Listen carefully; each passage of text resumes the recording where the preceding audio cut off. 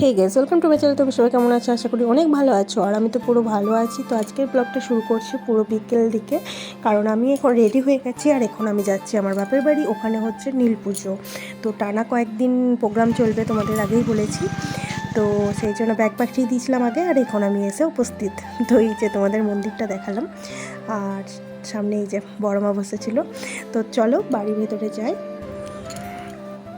এই যে বাড়ির ভিতরে আমার মাসি এসছে, বৌদি এসছে, আর এই যে আমি। তো সবাই মিলে বসে আর কি চাটা খাওয়া হচ্ছিলো আর গল্প গুজব করা হচ্ছিলো। তো চলো আগে একবার মন্দিরটা দেখিয়ে দিই।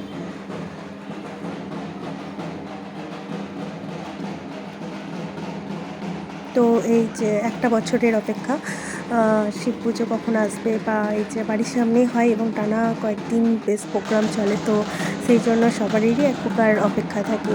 এই যে মহাদেবের মন্দির, আর এই যে ঢাক বাজছিল সন্ধ্যেবেলায় তখন, আর এই যে মন্দিরের ভিতরটা এটা।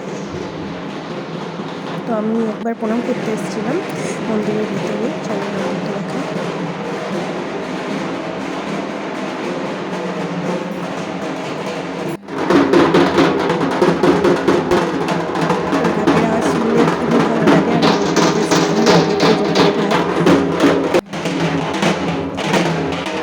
তো তারপর আমরা বাড়ি এসেছিলাম আর একটু বসে বসে গল্প করছিলাম সবাই মিলে আর কি।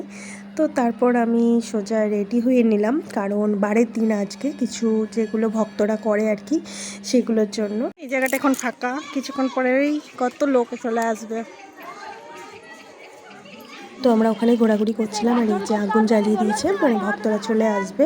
কিছু নিয়ম নিষ্ঠা থাকে অন্য জায়গাতে, সেখানে পুজো টুজো করে এখানে এসে যে দোলশিবে মহাদেব হয় সেটাই আর কি হবে।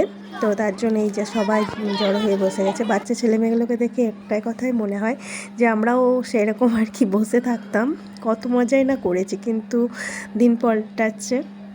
আর এই যে আমার ফ্রেন্ড বড়ও আছে, তো সবারই সাথে আর কি এই পুজোতেই দেখা হয়। তো আমাদের গ্রামের পুজো আর কি, তাই যে যেখানেই থাকে আর সবাই আসার চেষ্টা করে, কেউই মিস করে না। আমি এখন সেজে আসিনি, সেই জন্য এখন ছবি তুলতে পারছি না। কালকে সাজবো, মেকআপ টেকআপ করে আসবো, তারপর ছবি তুলবো। সরি গাইস, ভুল করে।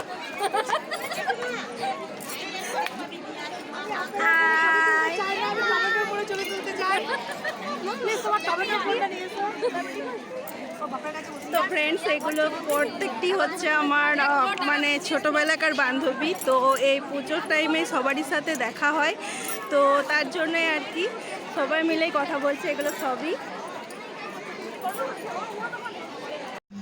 তো এই যে তো একটা টাইমের পর সবাই বান্ধবী হয়ে যায়, বড় ছোট।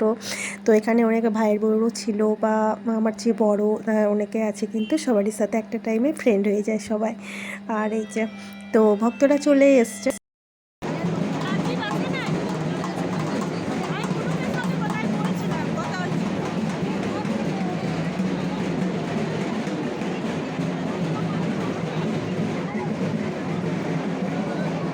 তো ফাঁকা ছিল, এই যে দেখো কিছুক্ষণের মুহূর্তে সব ভিড় হয়ে গেছে। আর এই যে ভক্তরা ওখানে মানে যাতে যাতে হয়ে গেছে, তারা প্রণাম করছে।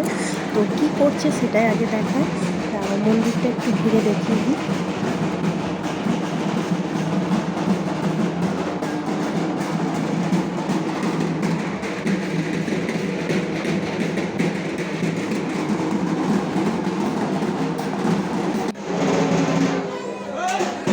তো এই যে কিছু ভক্ত মন্দিরের ভিতরে রয়েছে, আর ঢাক বাজছে।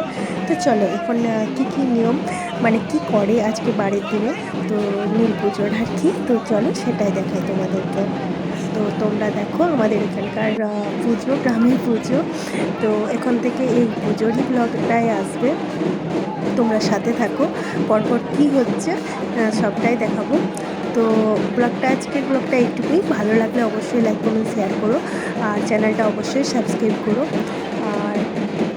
আর এখন তো ব্লগের মাঝে মানে ঢাকের আওয়াজ থাকবেই, কারণ মন্দিরের পাশেই যেহেতু আমাদের বাড়ি, সেহেতু সবসময়ই ঢাকের আওয়াজ থাকছে আর কি।